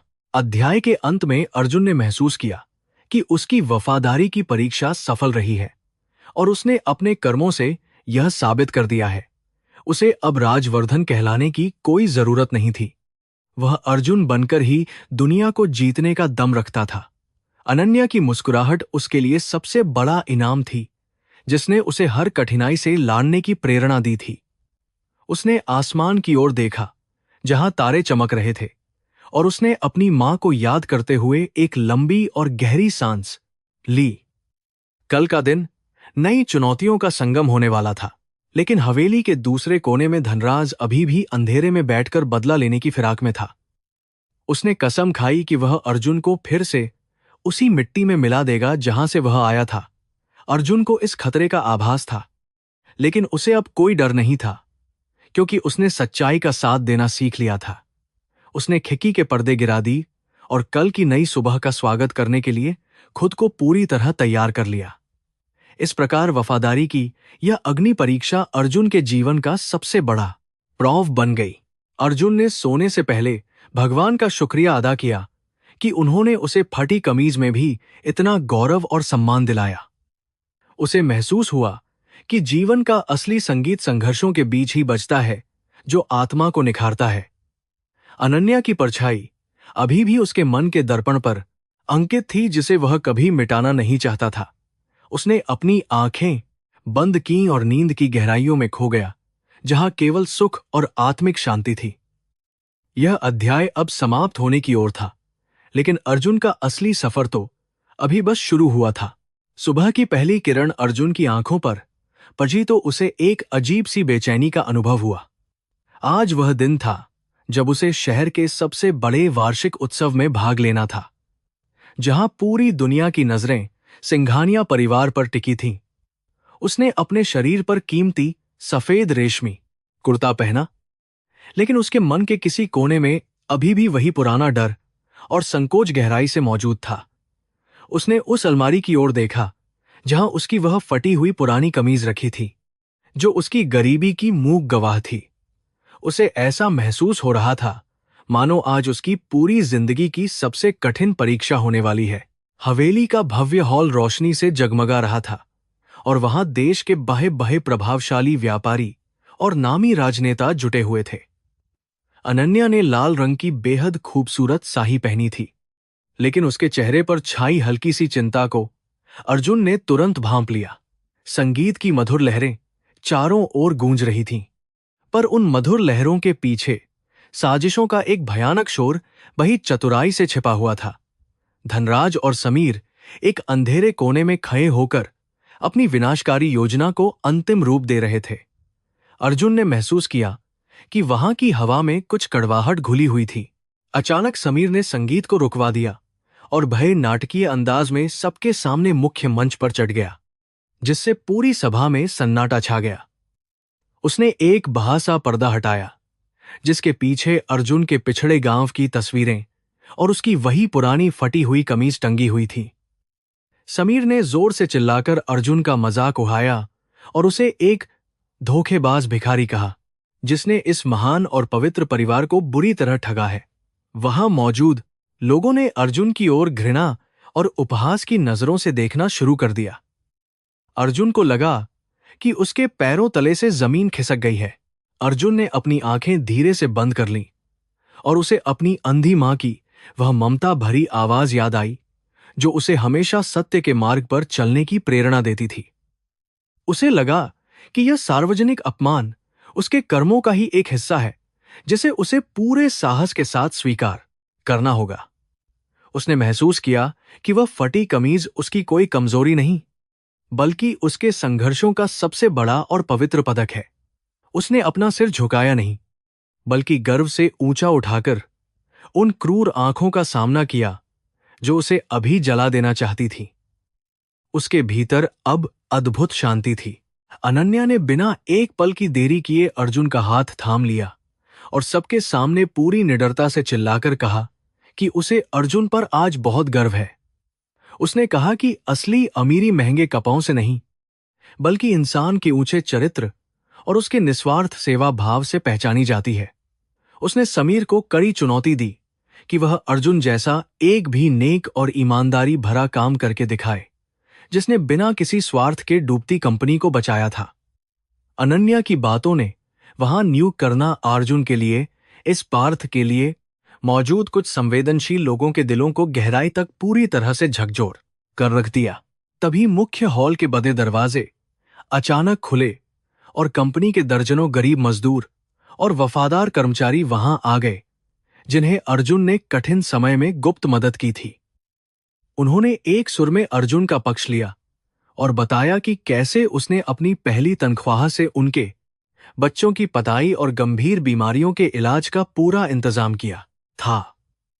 मजदूरों की इन शक्तिशाली आवाजों ने उस महल की विशाल दीवारों को हिला दिया और धनराज के चेहरे पर छाई जीत की खुशी अचानक गायब हो गई। वहां मौजूद बाह्य निदेशकों ने महसूस किया कि असली संपत्ति दिलों में कमाई जाती है।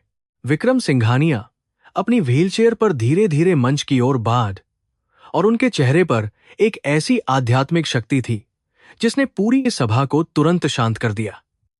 उन्होंने अपनी कांपती हुई उंगली से समीर और धनराज की ओर इशारा किया और उनके द्वारा पिछले कई वर्षों से किए गए करों के भ्रष्टाचार के पुख्ता सबूत पेश किए।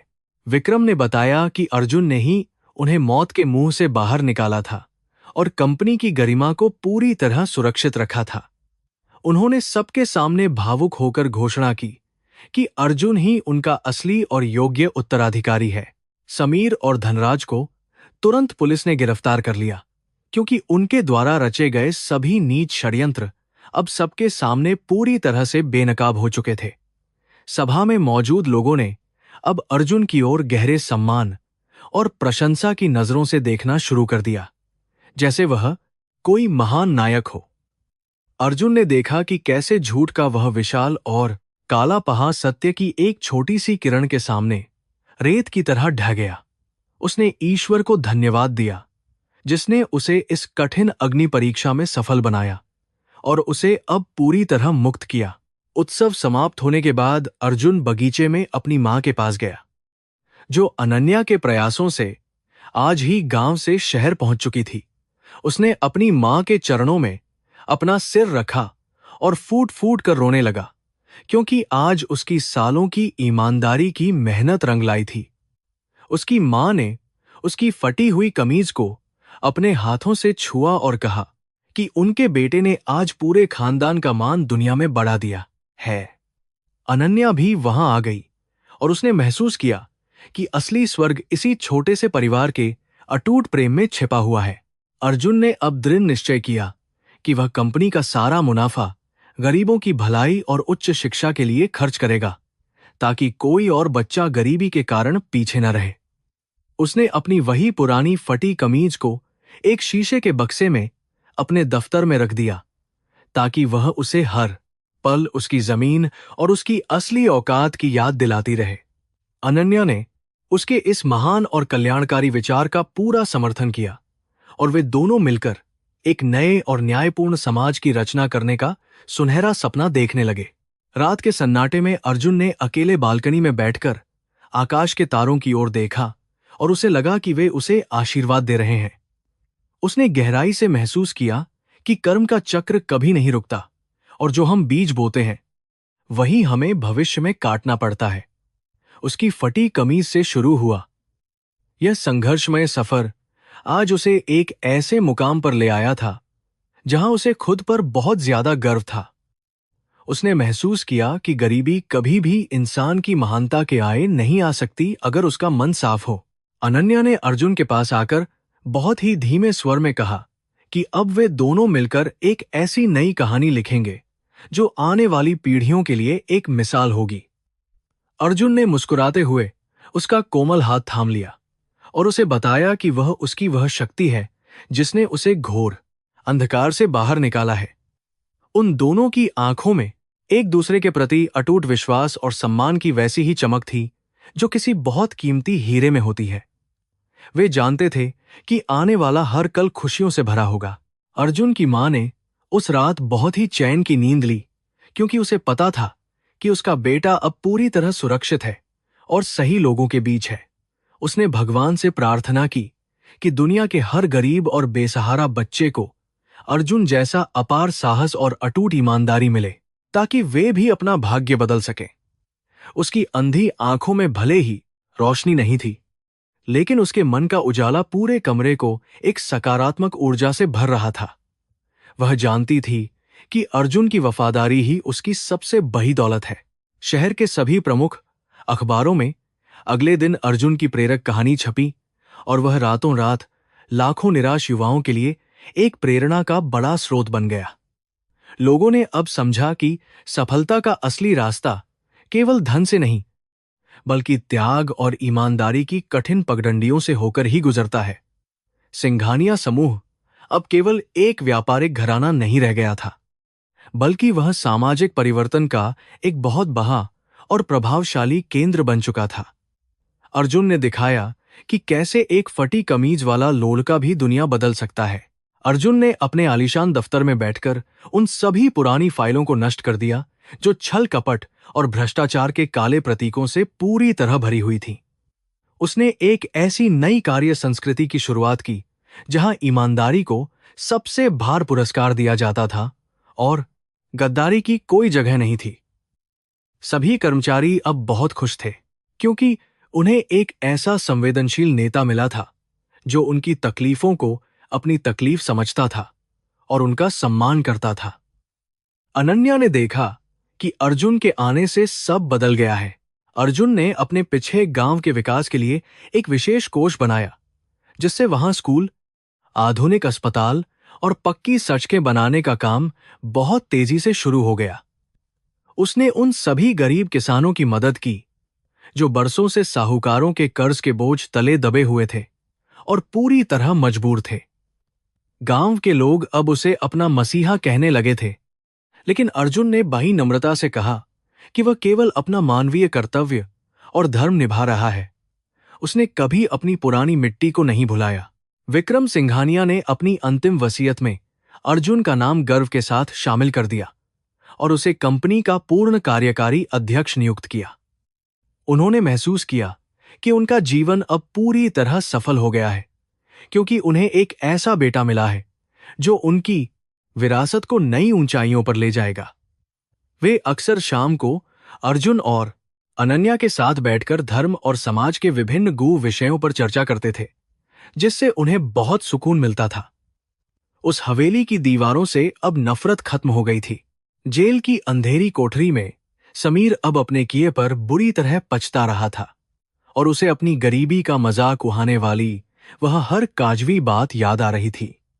उसे अब समझ आ गया था कि पैसा सब कुछ नहीं होता और अहंकार इंसान को अंततः सर्वनाश की ओर ही ले जाता है।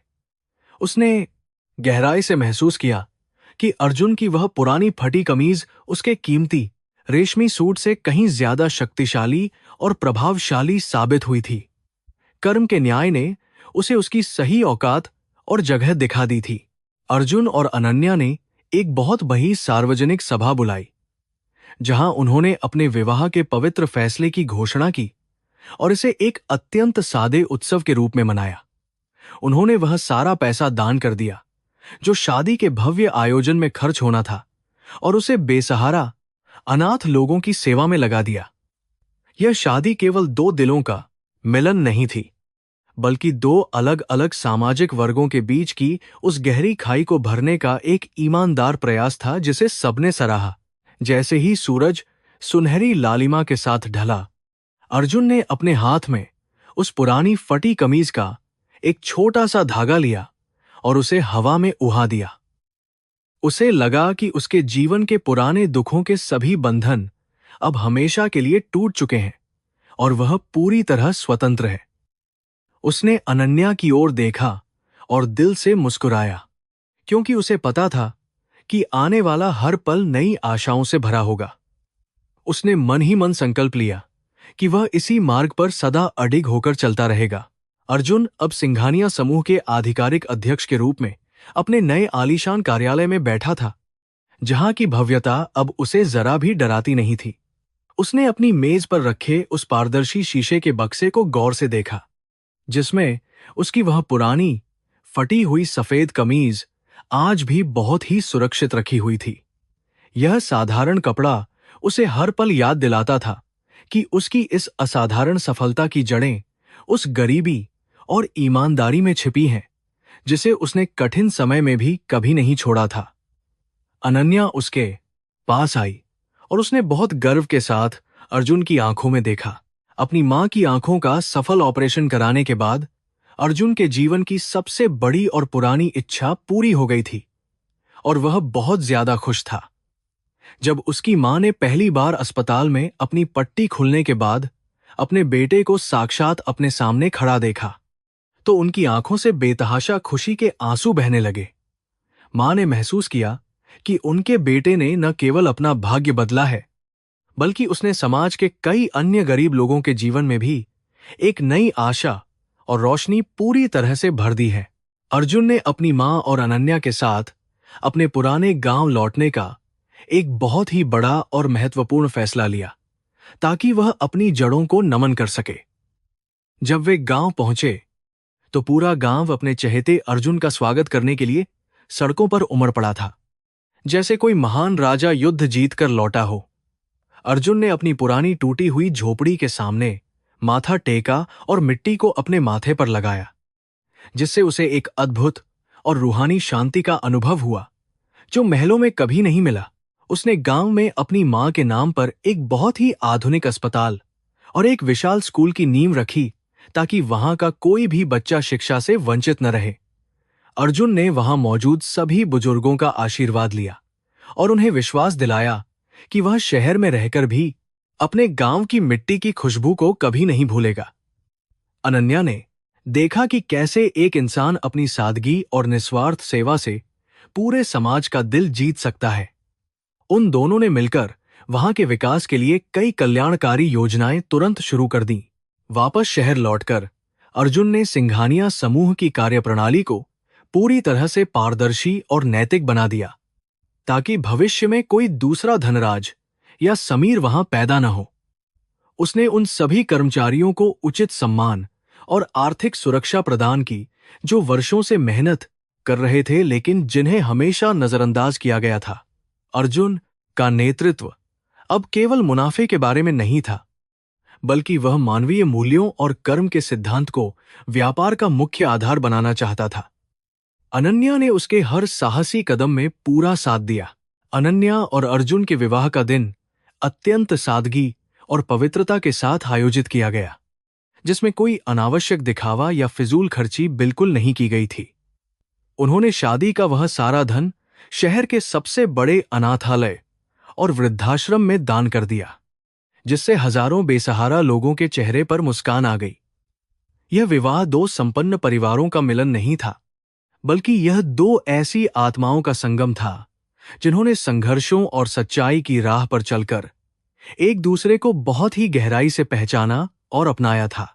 विक्रम सिंघानिया अब पूरी तरह स्वस्थ थे और वे अक्सर शाम को अर्जुन के साथ बैठकर गीता और उपनिषदों के गंभीर ज्ञान पर चर्चा किया करते थे।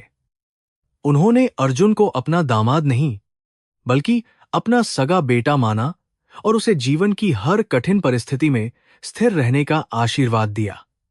वे जानते थे कि उनकी विरासत अब सबसे सुरक्षित और योग्य हाथों में है, जो केवल धन नहीं, बल्कि धर्म की रक्षा करेंगे। उस विशाल हवेली में अब केवल प्रेम, शांति और आध्यात्मिकता का ही वास बचा था। जेल की कालकोठरी में समीर और धनराज अपने किए गए पापों का प्रायश्चित कर रहे थे और उन्हें अपनी पुरानी क्रूरता पर बहुत ज्यादा ग्लानि महसूस हो रही थी। उन्होंने सुना कि कैसे अर्जुन ने उनके परिवार का नाम डूबने से बचाया और कंपनी को नई ऊंचाइयों पर ले गया, जिससे उनका अहंकार पूरी तरह टूट गया। उन्हें समझ आ गया कि कर्म का फल हर किसी को इसी जीवन में भुगतना पड़ता है और सच्चाई कभी हारती नहीं है। उनकी आत्मा अब उस माफी की हकदार थी जो केवल ईश्वर ही दे सकते थे। अर्जुन ने एक नई परंपरा शुरू की, जहां हर साल वह उन प्रतिभाशाली गरीब छात्रों को छात्रवृत्ति देता था जो अपनी पढ़ाई का खर्च उठाने में पूरी तरह असमर्थ थे।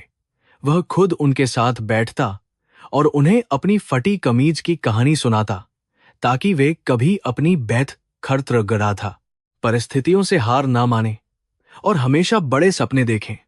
उसने उन्हें सिखाया कि गरीबी केवल एक स्थिति है, वह कोई अभिशाप या पहचान नहीं है। उसकी बातों ने हजारों युवाओं के भीतर एक नया आत्मविश्वास और जोश भर दिया जो काबिले तारीफ था। एक शाम जब सूरज धीरे धीरे समंदर की लहरों के पीछे छिप रहा था, अर्जुन और अनन्या किनारे पर बैठकर शांति से लहरों की मधुर आवाज सुन रहे थे। अर्जुन ने अनन्या का हाथ थामते हुए कहा कि अगर उस दिन उसने उस फटी कमीज के कारण उसे सहारा न दिया होता तो वह आज कहीं खो गया होता। अनन्या ने मुस्कुराते हुए जवाब दिया कि दरअसल उस फटी कमीज ने ही उसे एक सच्चे इंसान की पहचान कराई थी। उन दोनों के बीच एक ऐसा मौन था जो शब्दों से कहीं अधिक गहरा था। अर्जुन की मां अब हवेली के मंदिर में रोज शाम को दिया जलाती थीं और पूरे विश्व के कल्याण के लिए भगवान से प्रार्थना करती थीं। उन्होंने महसूस किया कि सच्ची दृष्टि केवल आंखों से नहीं बल्कि दिल से प्राप्त होती है, जो अर्जुन ने उन्हें बहुत पहले ही सिखा दिया था। उनके चेहरे पर छाई हुई वह दिव्य शांति किसी भी कीमती गहने से कहीं ज्यादा चमक रही थी और सबको बहुत प्रेरित करती थी। वे अब सिंघानिया परिवार की सबसे बड़ी शक्ति और आध्यात्मिक मार्गदर्शक बन चुकी थीं। अर्जुन ने महसूस किया कि जीवन का असली रंग केवल सफलता में नहीं है, बल्कि उस सफर में है जहां हम दूसरों के आंसू पोंछने के काबिल बन सके।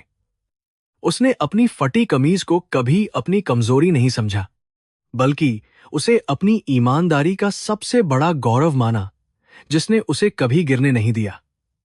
उसने तय किया कि वह मरते दम तक अपनी इस सादगी और सच्चाई के मार्ग को कभी नहीं छोड़ेगा। उसका नाम अब पूरे देश में नैतिकता और महानता का एक बहुत बड़ा पर्याय बन चुका था। कंपनी की वार्षिक बैठक में अर्जुन ने घोषणा की कि अब से मुनाफे का एक बहुत बड़ा हिस्सा सीधे तौर पर पर्यावरण संरक्षण और वृक्षारोपण के लिए समर्पित होगा। उसने औद्योगिक प्रदूषण के खिलाफ एक बड़ा अभियान शुरू किया और तकनीक का उपयोग प्रकृति को बचाने के लिए करना शुरू कर दिया। उसकी इस पहल की अंतर्राष्ट्रीय स्तर पर बहुत सराहना हुई और उसे कई प्रतिष्ठित पुरस्कारों से सम्मानित किया गया। अर्जुन ने साबित कर दिया कि एक सच्चा उद्यमी वही है जो समाज और प्रकृति दोनों का बहुत ख्याल रखता हो। समय बीतता गया और अर्जुन तथा अनन्या के बच्चे अब बड़े होने लगे थे, जिन्हें वे बचपन से ही मेहनत और ईमानदारी के संस्कार दे रहे थे।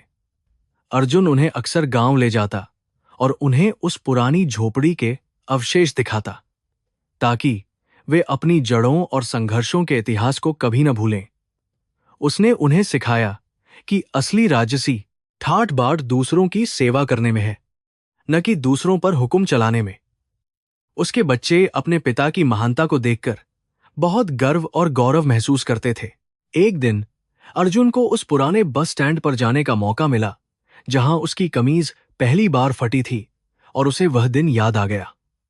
उसने वहां खड़े होकर उन सभी लोगों को याद किया जिन्होंने उस दिन उसका मजाक उड़ाया था और उनके प्रति अपने मन में क्षमा का भाव रखा। उसने महसूस किया कि वे लोग केवल निमित्त मात्र थे जो उसे उसकी असली मंजिल तक पहुंचाने में सहायक बने। उसने आसमान की ओर देखा और ईश्वर की उस अद्भुत और रहस्यमयी लीला को कोटि कोटि नमन किया।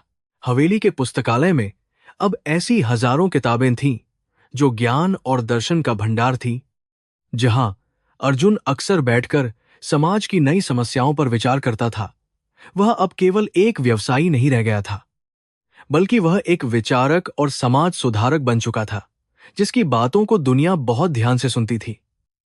अनन्या ने उसकी हर किताब और हर विचार को सहेज कर रखा, ताकि आने वाली पीढ़ियां उससे बहुत कुछ सीख सकें। उनकी प्रेम कहानी अब एक महान गाथा बन चुकी थी। अर्जुन ने अपने जीवन के अंतिम पड़ाव में अपनी आत्मकथा लिखी, जिसका शीर्षक उसने फटी कमीज और सुनहरा दिल रखा, जो रातों रात दुनिया की सबसे चर्चित किताब बन गई।